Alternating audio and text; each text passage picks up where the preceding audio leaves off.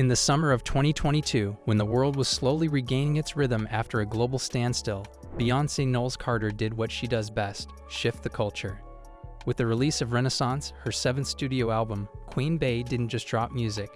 She cracked open a portal into a shimmering, sweaty, and celebratory universe of liberation, queerness, and unapologetic joy. Renaissance was more than an album. It was a sonic act of resistance, a love letter to Black joy and queer resilience, and a manifesto for self-expression. The Renaissance era wasn't just about Beyoncé returning to the stage. It was about all of us reclaiming the dance floor, our identities, and our power. The cultural revolution ignited by Renaissance didn't rely on traditional promotional tactics. There were no advanced singles, no media blitz, no endless talk show rounds. Instead, Beyoncé dropped the high-concept, gender-bending body of work with a single command: feel it. And the world did. The Renaissance era became a movement, the kind that transcends music and echoes across fashion, art, politics, identity, and memory. It redefined what it means to be free in public, to celebrate openly, and to demand space in a world still reluctant to offer it. At its core, Renaissance was a homage. It honored the queer Black pioneers of house and ballroom culture, people who have historically existed in the margins but whose influence pulses through every beat of today's pop culture. Beyoncé, who has long championed inclusivity and empowerment, centered these communities as the heart of her vision. Not as background or aesthetic, but as originators, innovators, and creators. This wasn't cultural borrowing, it was cultural restoration, and in doing so, Beyoncé challenged the music industry to reckon with its erasures and silences. The album opens with I'm That Girl, a track that asserts self-worth in hushed defiance, laying the groundwork for what's to come. By the time we glide into the euphoric Cuff It and the infectious Alien Superstar, Beyoncé has already dismantled the walls between genres. House, disco, funk, soul, techno, it's all here. Not mashed together haphazardly, but seamlessly interwoven in a way only an artist of Beyoncé's caliber could manage. Every transition flows with surgical precision, each song bleeding into the next like a continuous DJ set at an underground club that never sleeps. The magic of Renaissance lies not only in its sound but in its intention. This was Beyoncé at her most experimental, her most fearless. She wasn't chasing hits or radio play. She was creating a world, a safe space, a church, a riot, a dance floor. She was embracing the very essence of escapism, not as avoidance, but as empowerment. It's why the album felt both nostalgic and futuristic. It called back to the 70s and 80s queer dance scenes, while simultaneously pushing the boundaries of what pop could be in the 2020s. The visuals, or rather the initial absence of them, added another layer of intrigue. In an era obsessed with virality and instant gratification, Beyoncé withheld the music videos that fans had come to expect. Instead, she allowed the music to breathe on its own. The sound became the centerpiece. The listeners became the directors of their own fantasies. She flipped the music industry on its head by proving that spectacle doesn't always need to come first. Sometimes the experience lives in the soundscape itself.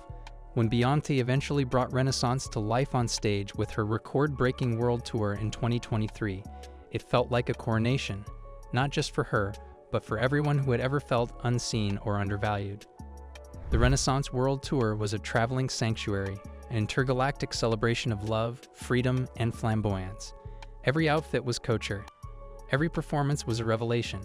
The stage was a runway, a spaceship, a ballroom. It was Beyoncé's playground, but also a platform for the community that inspired the album. Her dancers, many of whom come from queer and ballroom backgrounds, weren't supporting players, they were co-conspirators in her vision. The fashion of the Renaissance era deserves its own chapter. From metallic bodysuits to mirrored cowboy hats, Beyoncé curated a visual language that drew heavily from club kids, queer iconography, and Afrofuturism. The looks weren't just about glamour. They were armor. They were statements. They were invitations to embrace the fabulous, the over-the-top, the radically self-possessed. Fans came to her shows dressed not in merch, but in full fantasy. Glitter, leather, chrome, feathers. The audience became part of the art, a living, breathing fashion installation. But beneath all the sparkle and spectacle, Renaissance was deeply personal. It was an ode to Beyoncé's Uncle Johnny, a gay man who helped raise her and who died of AIDS-related complications. His influence permeates the album, both in sound and spirit. In honoring him, Beyoncé honored an entire generation lost to silence. She gave them voice, rhythm, and resurrection. She made grief glamorous, not in a way that trivialized it, but in a way that sanctified it. She turned mourning into movement. The Renaissance era also redefined Beyoncé's relationship with her audience. Known for her tight creative control and mystique, she loosened the reins. She allowed the music to take on a life of its own. She encouraged fan remixes, dance challenges, and social media celebrations. Her message was clear: this isn't just mine, it's ours. The album wasn't designed to be dissected on think pieces alone. It was made to be felt in the body, shouted in cars, screamed in clubs, and whispered into lovers' ears. It was a communal ritual. Critics hailed Renaissance as a career-defining pivot, a fearless reinvention. But perhaps what made the era so revolutionary wasn't the reinvention itself, it was the reclamation. Beyoncé didn't change who she was. She expanded who she was allowed to be. She rejected the expectations placed upon Black women in pop, stoic, controlled, palatable, and gave us something untamed. She celebrated sexuality without apology. She demanded space without compromise. She took up sonic real estate not typically reserved for mainstream Black artists and made it a throne. And it wasn't just about the music.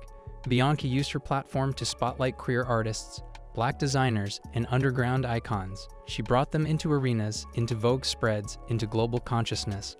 She reminded the world that culture doesn't trickle down from the top. It rises from the streets, from the ballroom, from the basement parties, and the underground scenes that the mainstream often co-ops but rarely credits.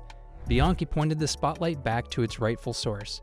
In doing so, she gave birth to a new era, not just in her own career, but in the industry at large.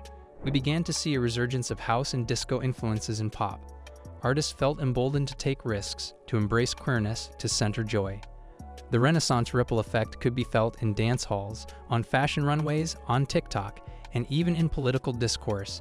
Because Beyoncé didn't just make music, she made a moment. One that redefined what pop stardom could look like in the 2020s.